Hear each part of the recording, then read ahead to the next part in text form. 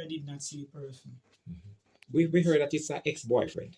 No ex-boyfriend, she no boyfriend. No ex-boyfriend, mama, let me tell you that. She was 16, I go 17. Oh, so it has nothing to do with an ex-boyfriend then? Yeah, no boyfriend.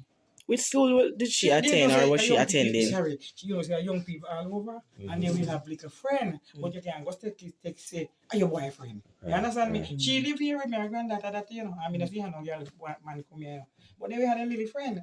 Understand me? So the police has released a name of a man who they say they are a young man who they say they are in search of in connection with the shooting.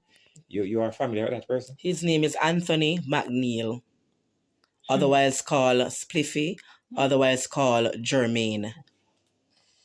Well, to be honest with you again, mom. Anything sound familiar? The name? To be honest to you, I just across the road where the car parked, the person lived that name. That names, I don't know.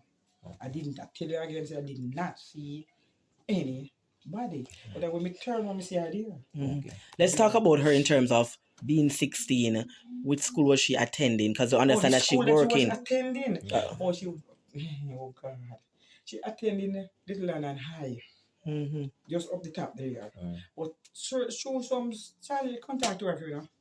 Show some sort, you know, when we talking about like finance like that, because me not working. Oh, monetary issues. This was her last year in high school. So she didn't get to complete because of monetary issues. She some work because it said, "Help me."